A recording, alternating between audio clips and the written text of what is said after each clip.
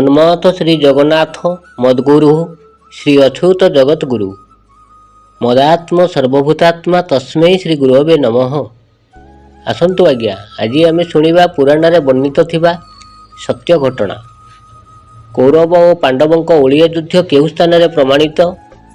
ବିନା ନିମନ୍ତ୍ରଣରେ ଶତାଧିକ ବିମାନ ଓଲକଣା ଗ୍ରାମକୁ କାହିଁକି ଆସିଥାନ୍ତି? ବୀରଭଦ୍ରେଶ୍ୱରରୁ ଆସିଥିବା ବିମାନ ମୂର୍ତ୍ତି ଶିବ ବା ହର, ଅନ୍ୟାନ୍ୟ ମୂର୍ତ୍ତି ହରି ବା କୃଷ୍ଣ ଏଠାରେ ଏକତ୍ରିତ ଉପସ୍ଥିତ ହୁଅନ୍ତି। ଏହି ଅପୂର୍ବ ଲୀଳା ହରି ଓ ହରର ଦର୍ଶନ କରିବାକୁ କେଉଁ ମହାନ ଭକ୍ତ ବରଦାନ ପ୍ରାପ୍ତି ହୋଇଥିଲେ? ଆସନ୍ତୁ ଆଜ୍ଞା, ଏହି ଆଲୋଚନାର ସତ୍ୟାସତ୍ୟ ଘଟଣାଟିକୁ ଶୁଣିନେବା। କଟକ ଜିଲ୍ଲାର ମାହାଙ୍ଗା ଥାନା ଅନ୍ତର୍ଗତ ହଳଦିଆ ଗ୍ରାମ ପଞ୍ଚାୟତରେ ଅଛି ପୁରାଣ ପ୍ରସିଦ୍ଧ ଗାଁ ଓଲକଣା। ମାଳିକାରେ ପ୍ରମାଣିତ ଗାଁର ମଧ୍ୟମସ୍ଥଳରେ ଗୋଟିଏ ଛୋଟିଆ ପଡ଼ିଆ ଅଛି। ପଡ଼ିଆର ଉତ୍ତର ପୂର୍ବରେ ପୁରାଣ ବର୍ଣ୍ଣିତ ବିଦୁର ମନ୍ଦିର ଅଛି। ମନ୍ଦିର ପାଖକୁ ଲାଗି ରହିଛି ପୁଷ୍କରିଣୀ। ପୁଷ୍କରିଣୀ ହୁଡ଼ାକୁ ଲାଗି ରହିଛି ପ୍ରାଥମିକ ବିଦ୍ୟାଳୟ। ବିଦ୍ୟାଳୟକୁ ଲାଗି ରହିଛି ବାସନ୍ତୀ ମନ୍ଦିର, ଉଦ୍ଧବ ମନ୍ଦିର, ଅଷ୍ଟଶମ୍ଭୁ ମନ୍ଦିର ଓ ଜଗନ୍ନାଥ ମନ୍ଦିର। ପୂର୍ବଦ୍ୱାର ପଥକୁ ଲାଗି ରହିଛି ମହାପୁରୁଷ ଅଳିକିତ ଦାସଙ୍କ ବିରାଟ ପ୍ରସ୍ତର ମୂର୍ତ୍ତି। ସେହି ପଡ଼ିଆର ଚତୁର୍ଦିଗରୁ ଚାରିଗୋଟି ପ୍ରବେଶ ଦ୍ୱାର ରହିଛି। ପ୍ରତି ଦ୍ୱାରର ଗୋଟିଏ ସ୍ତମ୍ଭରେ ବୃଷଭ, ଅନ୍ୟଟିରେ ଗରୁଡ଼ ସ୍ତମ୍ଭ ବିରାଜମାନ। ହରଙ୍କର ବାହନ ବୃଷଭ ଓ ହରିଙ୍କର ବାହନ ଗରୁଡ଼ ଭାବେ ଏହି ସ୍ତମ୍ଭ ଦ୍ୱୟରେ ପ୍ରତିଷ୍ଠା କରାଯାଇଛି। ଚାରିଗୋଟି ରାସ୍ତା ଦେଇ ବିଭିନ୍ନ ଗାଁକୁ ଚାରିଗୋଟି ରାସ୍ତା ଲମ୍ବି ଯାଇଛି। ହଁ ଆଜ୍ଞା, ପଡ଼ିଆଟି ଛୋଟ ହେଲେ କ'ଣ ହେବ? ଏହି ଛୋଟ ପଡ଼ିଆରେ ପ୍ରତିବର୍ଷ ଫାଲ୍ଗୁନ ମାସ ଚତୁର୍ଦ୍ଦଶୀ ରାତିରେ ଏହିଠାରେ ପୁରାଣ ବର୍ଣ୍ଣିତ ଓଳକଣା ମେଳନ ଅନୁଷ୍ଠିତ ହୁଏ ଏବଂ ଓଳିଏ ମହାଭାରତ ଯୁଦ୍ଧ ଶେଷ ହେବ ଏହିଠାରେ। ଏହା ହିଁ ସତ୍ୟ ଘଟଣା। ଭକ୍ତ ବିଦୁର ଏହିଠାରେ ଏକ ସମୟରେ ହରିହର ରୂପ ଦର୍ଶନ କରିବା ସହିତ ହଜାର ହଜାର ଭକ୍ତ ମଧ୍ୟ ଭାବବିହ୍ୱଳ ହୋଇ ଏହି ରୂପ ଦର୍ଶନ କରିଥାନ୍ତି। ଆପଣମାନଙ୍କ ମନରେ ପ୍ରଶ୍ନ ଉଠୁଥିବ ଯେ ଏହି ମେଲଣ କେବେ ଓ କାହା ଦ୍ୱାରା ସୃଷ୍ଟି ହୋଇଥିଲା? ହଁ ଆଜ୍ଞା, ଶୁଣନ୍ତୁ। ଏହି ମେଲଣର ଆରମ୍ଭ କିଏ କରିଥିଲା ଆଜି ପର୍ଯ୍ୟନ୍ତ ଠିକ୍ ତଥ୍ୟ ପାଇପାରି ନାହାନ୍ତି। ହଁ, ଏହା ସତ୍ୟ ଯେ ଦ୍ୱାପର ଯୁଗରୁ ପୁରାଣ ଆଧାରିତ କଥାବସ୍ତୁକୁ ନେଇ ଏ ମେଲଣ ଦୀର୍ଘ ଦିନରୁ ଏଠାରେ ଚାଲି ଆସୁଛି।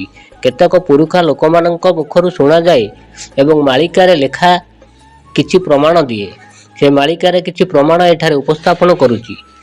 ପୁରୀ ରହିଅଛି ବହୁ ସ୍ଥାନେ ଅଛି ରାଜାଙ୍କ ସୌଧ ଗଡ଼, ପୁରାଣ ବିଦିତ ପୋଥିରେ ଖୋଦିତ ପୁରୀ ଜଗନ୍ନାଥ ବଡ଼।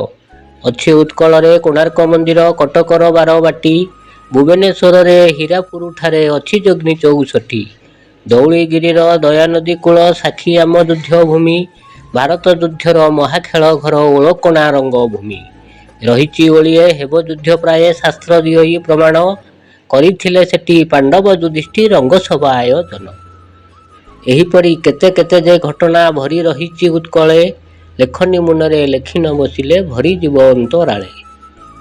ଯେତେବେଳେ ପାଣ୍ଡବମାନେ ପଶା ଖେଳରେ ସର୍ବସ୍ୱ ହରାଇବା ପରେ ନିଜ ପାଇଁ 5 କୋଟି ପଡ଼ା ମାଗିବାକୁ ନିଜର ସଖା ଶ୍ରୀକୃଷ୍ଣଙ୍କୁ ଦୁର୍ଯ୍ୟୋଧନଙ୍କ ନିକଟକୁ ପଠାଇଥିଲେ, ସେତେବେଳେ ଅହଙ୍କାରୀ ଦୁର୍ଯ୍ୟୋଧନ ବିନା ଯୁଦ୍ଧରେ ସୂଚ୍ୟଗ୍ର ମେଦିନୀ ନ ଦେବାକୁ କହି ଶ୍ରୀକୃଷ୍ଣଙ୍କୁ ଅପମାନ ଦେଇ ଫେରାଇ ଦେଇଥିଲେ।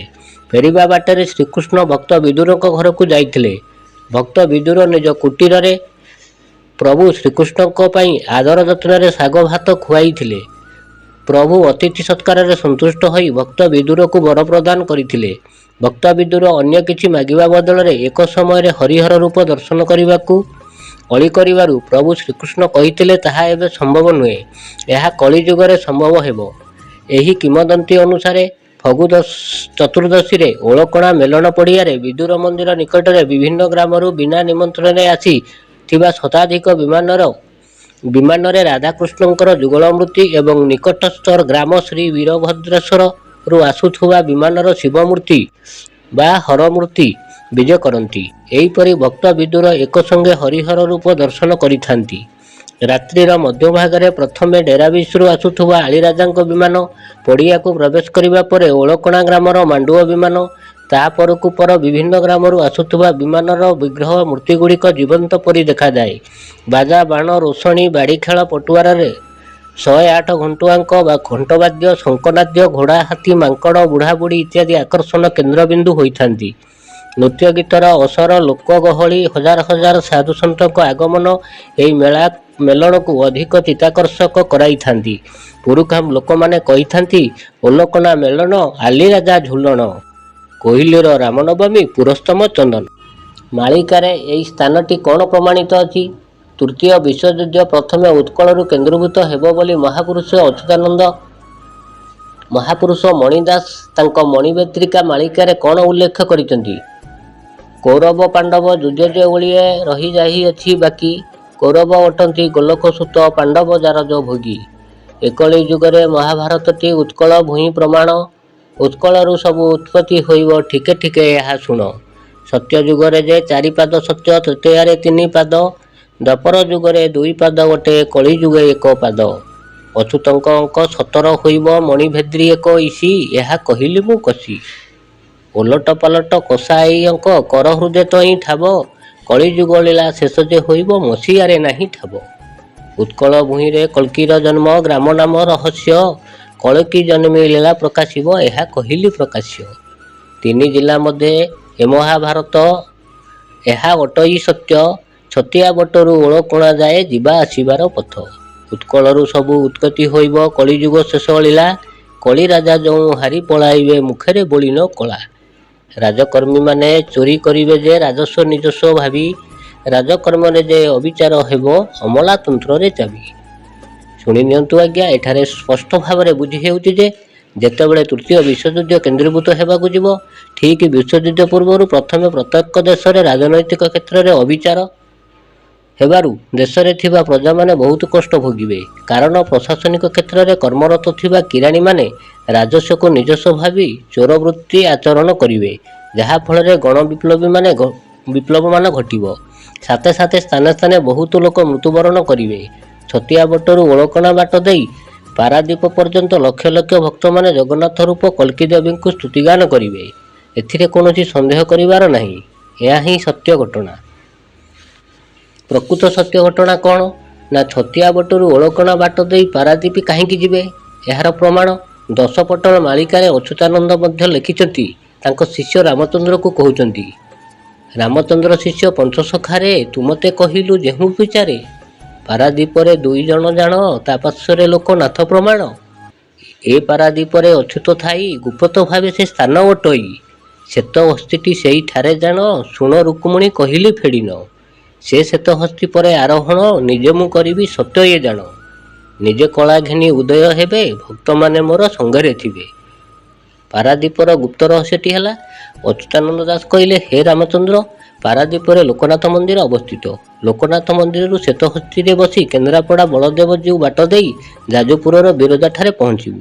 ସେଠାରେ ମା ବିରଜାଙ୍କ ଠାରୁ ମେଲାଣି ନେଇ ଛତିଆ ବଟରେ ପହଞ୍ଚିବୁ। ମତେ ଭକ୍ତମାନେ ଦେଖିବା ପାଇଁ ଓଡ଼ିଶାର ପ୍ରତ୍ୟେକ ଜିଲ୍ଲାରୁ ଆସି 3ଟି ଜିଲ୍ଲାରେ ପହଞ୍ଚିବେ। ପୁରୀ, ଭୁବନେଶ୍ୱର, କଟକଠାରେ ରୁଣ୍ଡ ହେବେ। କିନ୍ତୁ ମୁଁ କେଉଁଠାରେ ଥିବି ପ୍ରକୃତ ଭକ୍ତମାନେ ଜାଣିପାରିବେ। ସେହିଠାରେ ଛତିଆ ବଟକୁ ସମସ୍ତେ ଆଗମନ କରିବେ। ମତେ କେବଳ ଓଳକଣା ମେଳନ ପଡ଼ିଆରେ ଦର୍ଶନ କରିବେ। ଯେଉଁ ଭକ୍ତମାନେ ସତ୍ପଥରେ ରହି ପୁଣ୍ୟ କାମ କରିଥିବ, ସେହି ଭକ୍ତ ମତେ ଦର୍ଶନ କରିବ। ଯେଉଁମାନେ ଦର୍ଶନ କରି ନ ପାରିବେ, ସେମାନେ କୋକୁଆ ଭୟ ସୃଷ୍ଟି ହେଲା ପରି ନିଜ ନିଜ ଭିତରେ ବାଡ଼ାବାଡ଼ି ହଣାକଟା ହୋଇ ଭୟଙ୍କର ଗଣ୍ଡଗୋଳ ସୃଷ୍ଟି ହେବ। ସେହିଠାରୁ ତୃତୀୟ ବିଶ୍ୱଯୁଦ୍ଧର ସୂତ୍ରପାତ ହୋଇ ଭାରତ ତଥା ଅନ୍ୟ ଦେଶମାନଙ୍କୁ ବ୍ୟାପିଯିବ। କାହିଁ କେଉଁଠାରେ ମୋ ଠିକଣା ପାଇବେ ନାହିଁ। ଦର୍ଶନ ନ ପାଇବା ଭଣ୍ଡ ବାବାମାନେ, ବଳଶାଳୀ ବ୍ୟକ୍ତିମାନେ ମିଥ୍ୟା ବୋଲି ପ୍ରମାଣ କରି ଗଣ୍ଡଗୋଳ ସୃଷ୍ଟି କରିବେ। ମହାପୁରୁଷ ଅଚ୍ୟୁତାନନ୍ଦ ଦାସ କହିଛନ୍ତି ଶିଷ୍ୟ ରାମଦାସକୁ, କଳିଯୁଗ ଶେଷରେ ଏହି କଥା ପ୍ରମାଣିତ ହୋଇଯିବ। ପ୍ରକୃତ ସତ୍ୟ କଥା ମୋ ଭକ୍ତମାନେ ଜାଣିପାରିବେ। 3 ଜିଲ୍ଲା ମଧ୍ୟ ପ୍ରମାଣିତ ଅଛି। ଅଚ୍ୟୁତାନନ୍ଦ କହିଛନ୍ତି, ହେ ରାମଚନ୍ଦ୍ର, ଶୁଣ ମୋ ବଚନ, ଏ ମାଳିକା ଗୋଟେ ସତ୍ୟ ବଚନ। ପାଦ ଯାଜପୁର ଆଠୁ ଓଳକଣା ଅସୁରେଶ୍ୱରକୁ ନେଇ, ଏଥୁ ବନ୍ତେ ରସ ଶୁଣ ବଜ୍ରସୁତ ଜାନୁଜେ ଜୋବରା ଘାଇ। ଆମ୍ବ ନାଭି ଦେଶ ସେ ବିନ୍ଦୁ ସାଗର, ଜାନାମ ଭୁବନେଶ୍ୱର। ପୂର୍ବ ପଶ୍ଚିମ ଉତ୍ତର ଦକ୍ଷିଣ ଏ ଚତୁର୍ଭୁଜ ବିଚାର। କଣ୍ଠସ୍ଥ ପ୍ରମାଣ ଚନ୍ଦନ ଅର୍ଗଳି ବୀରତା କୁମର ଧାଇ। ମସ୍ତକ ପ୍ରମାଣ ରତ୍ନ ସିଂହାସନ ରହି ଅଛିଟି ବିଜୟୀ। ଧଳା ହଳଦିଆ ଚିକଣ କାଳିଆ ବିଜେ ବ୍ରହ୍ମାଣ୍ଡ ଗୋସାଇଁ। ଜୀବ ପରମକୁ ଧଳା କଳା ଘୋଡ଼ା ବିଚାର କରିବେ ଭାଇ। ହଁ ଆଜ୍ଞା, ମହାପୁରୁଷ ଅଚ୍ୟୁତାନନ୍ଦ ଦାସଙ୍କ ଏହି ଲେଖା ନିଗୁଡ଼ ତତ୍ତ୍ୱରେ ପରିପୂର୍ଣ୍ଣ ହେବା ସାଥେ ସାଥେ ମାଳିକାର ସତର୍କ ସୂଚନାର ପ୍ରମାଣ। କ'ଣ ପ୍ରମାଣ? କଳ୍କିର ପାଦ ହେଲା ଯାଜପୁର, ଆଣ୍ଠୁ ଓଳକଣା, ଜାଣୁ ହେଲା କଟକ ଜୋବରା ଘାଇ, ନାଭି ହେଲା ବିନ୍ଦୁସାଗର, ନିକଟସ୍ଥ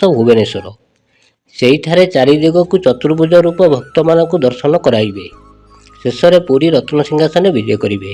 ସେଇଠାରେ ସ୍ୱର୍ଣ୍ଣ ମୁକୁଟକୁ ରଖିଯାଇ ଧଳା କଳା ଘୋଡ଼ାରେ ଦୁଇ ଭାଇ ଚଢ଼ି ଯୁଦ୍ଧକ୍ଷେତ୍ରକୁ ବାହାର ହେବେ। ଯେତେକ ଅଧର୍ମୀ ଲୋକ ଓ ଯବନ ସମ୍ପ୍ରଦାୟ ଲୋକଙ୍କୁ ବିନାଶ କରି ସତ୍ୟ ସନାତନ ଧର୍ମ ପ୍ରଚାର କରିବେ। ସେଇଠାରୁ ସତ୍ୟଯୁଗର ଆରମ୍ଭ ହେବ।